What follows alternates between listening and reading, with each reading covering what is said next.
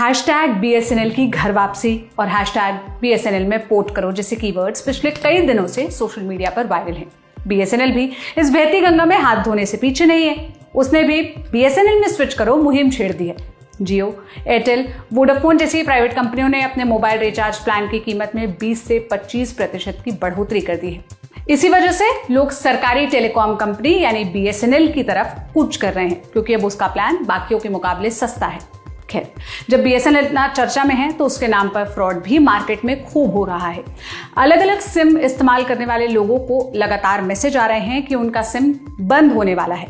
Message में telecom regulatory authority of India यानी try का भी नाम लिया गया है। इसमें लिखा है कि उनका BSNL सिम कार्ड 24 घंटे के अंदर बंद होने वाला है और इसके पीछे की वजह KYC का प्रोसेस कंप्लीट ना होना बताया जा रहा है। मैसेज में जो फोटो या PDF आ रहा है उसमें बाकायदा BSNL का लोगो है और अशोक स्तंभ भी बने हुए हैं। इसके साथ साथ एक नंबर भी दिया गया है। एक यूजर ने तो फेसबुक पर पूरी आपबीती शेयर की। ओम प्रकाश पवार नाम के एक शख्स ने लिखा, हर तरफ BSNL का शोर है। इस बीच आज मेरे WhatsApp पर यह डॉक्यूमेंट भेजा गया। पहली नजर में समझ आ गया था कि कोई पैसे का लालची इंसान है जो गलती से मुझे मैसेज कर रहा है, वरना BSNL से जियो में पोर्ट कराए मुझे 5 साल हो गए। ये बात तो BSNL भी जानता है। उन्होंने आगे बताया कि जिस नंबर से मैसेज आया उन्होंने उस पर कॉल ही लगा दिया। फोन किसी नई उम्र के लड़के ने उठाया और वो KYC वाली कहानी बताने लगा। वो कॉल पर KYC पूरी करने के लिए बेचैन हो रहा था। अब जिस शख्स के साथ ये फ्रॉड हो रहा था वो समझदार था। उन्होंने पकड़ लिया कि सामने वाला बंदा फंसा रहा है और इस जाल में फंसना नहीं है।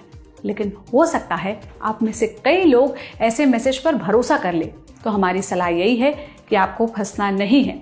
सामने KYC के नाम पर बंदा आपको लूटने और आपकी मेहनत की कमाई पर हाथ साफ करने के लिए तैयार बैठा है। और ये बात हम इतनी जिम्मेदारी से इसलिए कह रहे हैं क्योंकि PIB यानी प्रेस इंफॉर्मेशन ब्यूरो ने भी इस बात की पुष्टि की है। उन्होंने ट्वीट कर बताया कि इस तरह के जो भी मैसेज आ रहे हैं वो फेक है। BSNL कभी किसी को इस तरह के मैसेज नहीं भेजता।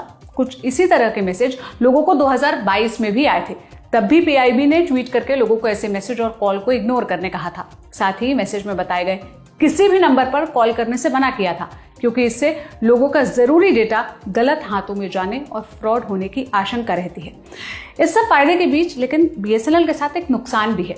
जियो, एयरटेल जैसी टेलीकॉम कंपनीज पूरे देश में 5G सर्विस देती है, जबकि BSNL सरकारी कंपनी होने के बावजूद अब भी 4G सर्विस पर ही रुकी हुई है। और 4G भी अभी पूरे देश में नहीं बल्कि कुछ राज्यों में ही दिया जा रहा है।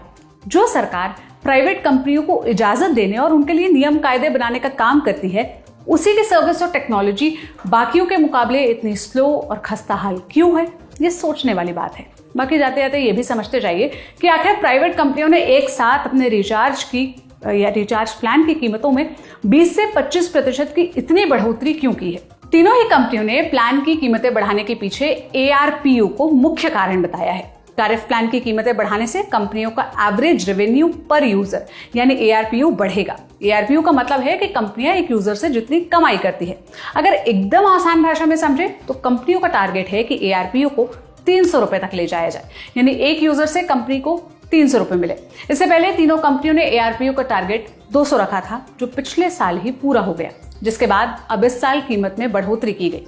आने वाले दिनों में जब 300 का टारगेट पूरा हो जाएगा तो दाम और बढ़ सकता है। अब जो लोग दाम बढ़ने पर वापस BSNL की तरफ कूच कर रहे हैं, तो इस सरकारी कंपनी के पास मौका है कि वो अच्छी सर्विस देकर यूजर्स का भरोसा जीत ले।